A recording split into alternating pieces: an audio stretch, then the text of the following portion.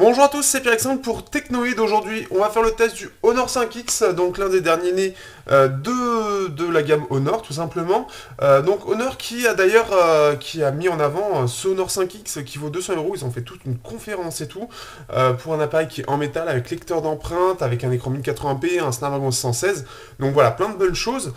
Mais j'ai pas été convaincu par l'appareil parce qu'il a plusieurs défauts qui se sont pour certains dissipés, mais on va voir ça dans le test.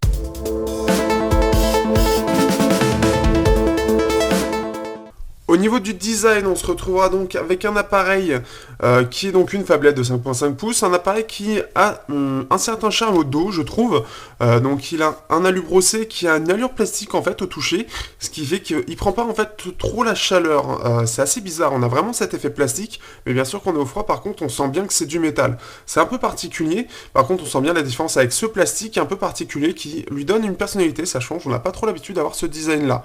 On a l'appareil photo ici, le lecteur d'empreintes qui pour moi est peut-être un petit peu bas au niveau du design. Je trouve que c'est un petit peu trop bas, il y a un espace qui est trop grand ici. Une LED simple. À gauche, sur la partie gauche de l'appareil, on se retrouve avec deux tiroirs. Un tiroir SIM, on pourra mettre une nano SIM, et un tiroir SIM, on pourra mettre une nano SIM. Enfin, alors vous avez micro SIM et nano SIM plus micro SD. Donc en tout, vous avez deux tiroirs pour mettre deux SIM et une SD.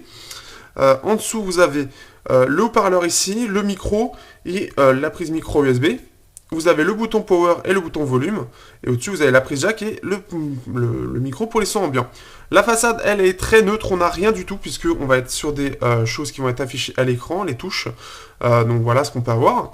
Donc c'est un design qui je trouvais assez réussi au dos, mais vraiment il manque vraiment trop de personnalité à l'avant, on n'a vraiment rien du tout, ce qui fait que je trouve qu'il manque une certaine personnalité en façade, il n'y a rien du tout qui permet de le démarquer, qui lui donner un petit truc en plus par rapport à la concurrence, c'est un peu dommage. Mais le dos par contre est plutôt bien réussi, c'est plutôt bien fini, donc c'est à vous de voir, mais voilà, c'est un peu dommage pour la façade je trouve. Au niveau de la surcouche, alors une surcouche, donc ça va être EMI 3 points sous 5.1.1, donc une surcouche qui est sans tiroir d'application, c'est une surcouche typiquement chinoise, qui malheureusement a quelques petits soucis au bout de quelques jours, j'avais vraiment de gros soucis de ralentissement, de latence sur la surcouche, ce qui fait qu'il y avait une réactivité qui était vraiment énorme en fait, j'étais vraiment déçu. Depuis quelques jours ça va mieux, j'ai laissé l'appareil de côté pour le reprendre plus tard parce que j'étais vraiment gavé en fait, pour ceux qui ont vu ma prise en main, ont compris ça. Pour mieux comprendre les problèmes, je vous invite à regarder le test long. Après, le souci, donc EMUI, donc c'est assez complet. On a un gestionnaire de téléphone, par exemple, pour gérer différentes choses. On a donc des paramètres très complets, on va pouvoir gérer plusieurs choses. On a le lecteur d'empreintes qui est très complet. On va pouvoir, par exemple, descendre et monter la barre de notification. On va pouvoir aussi enlever les barres de notification. Le problème, c'est qu'elle est un peu capricieux. Donc, ce qui fait que on va avoir un petit peu du mal. Là, j'ai par exemple du mal à enlever les notifications. Normalement, je dois rappuyer. Donc là, il veut pas. Si je remonte, normalement, je dois avoir voilà, les applications. Donc si je vais comme ça, et je peux faire le bouton retour pour revenir en arrière. Et le bouton Home très longtemps pour revenir au menu principal. Donc c'est un appareil qui, voilà, là j'ai réussi. Donc voilà, il est un peu capricieux, c'est un peu dommage. C'est une surcouche qui est très complète, mais qui manque d'optimisation, en espérant qu'avec des mises à jour, ce sera mieux. J'attends surtout EMI 4.0 qui risque d'améliorer vraiment l'expérience utilisateur, qui pour moi est encore un peu moyenne.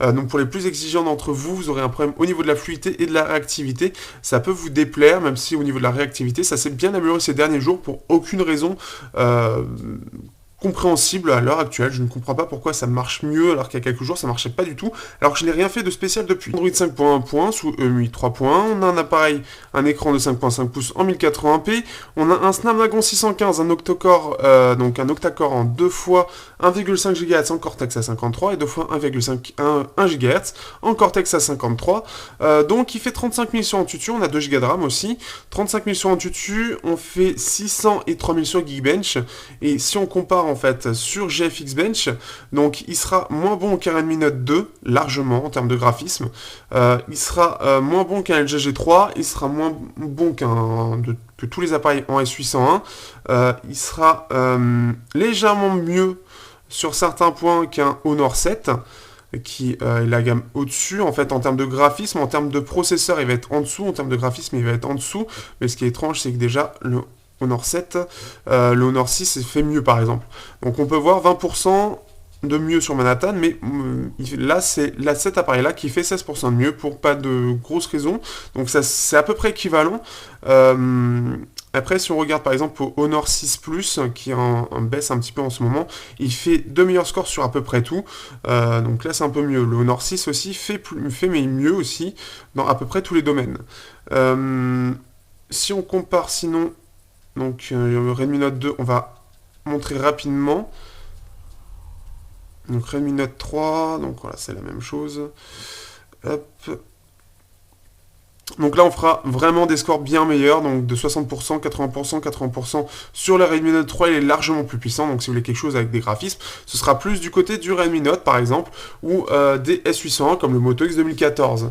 Le S616 est vraiment un petit peu limite, on verra ça en jeu, sur certains jeux. En termes d'autonomie, on sera sur une batterie de 3000 mAh, donc une autonomie qui est dans la bonne moyenne des phablettes sous Lollipop.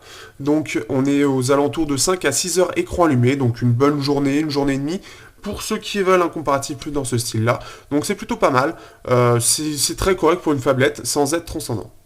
Au niveau de l'écran, on sera sur un écran de 5.5 pouces, un écran IPS en 1080p, donc du Full HD. Donc c'est un écran qui malheureusement est assez moyen de base. On a des couleurs un peu ternes et pas terribles. Et le mieux en fait pour améliorer tout ça, il faut aller dans la température des couleurs dans affichage. Et pour pouvoir mettre plus dans les couleurs chaudes, alors malheureusement c'est pas très agréable au niveau des blancs, mais par contre le reste des couleurs sera bien meilleur et bien plus agréable à regarder. À vous de voir ce que vous préférez tout simplement. Au niveau du haut-parleur, on aura quelque chose qui est vraiment correct pour le prix, très puissant.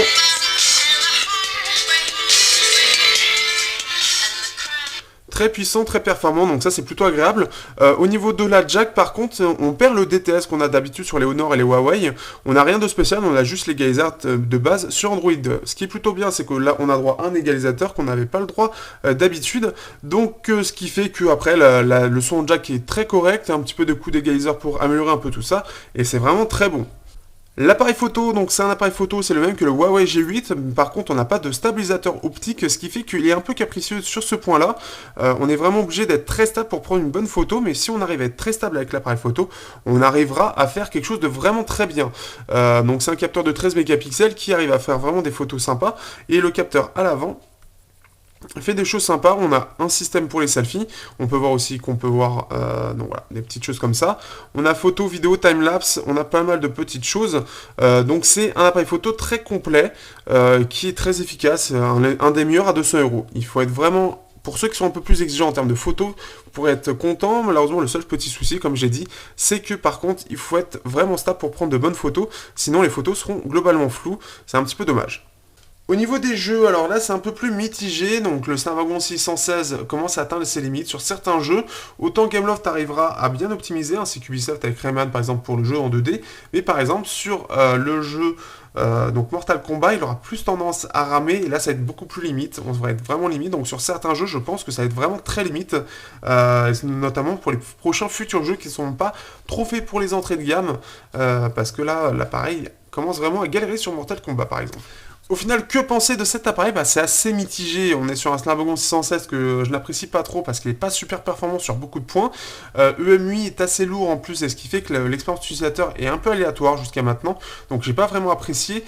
J'ai apprécié bien plus sur l'Honor 7 par exemple, qui était bien plus agréable, ou même sur le 4X, son prédécesseur. L'écran est assez moyen, mais par contre il a de très bonnes finitions. On a la possibilité de mettre 2 SIM et une carte SD. On a le lecteur d'empreinte et il est en métal.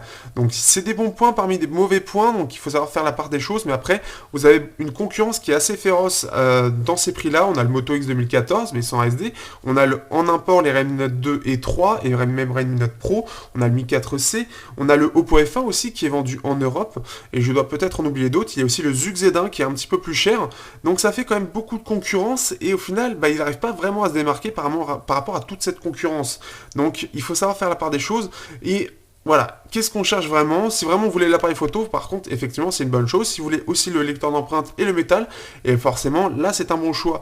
Mais sur beaucoup de points, notamment l'expérience utilisateur, pour ceux qui sont les plus exigeants, vous serez un peu déçus. Donc ça peut être un peu plus regrettable, et donc ça peut être problématique. Donc voilà. Et la concurrence est vraiment féroce. Donc le Honor 5X n'est pas vraiment un appareil qui se démarque vraiment, qui est vraiment intéressant, je trouve.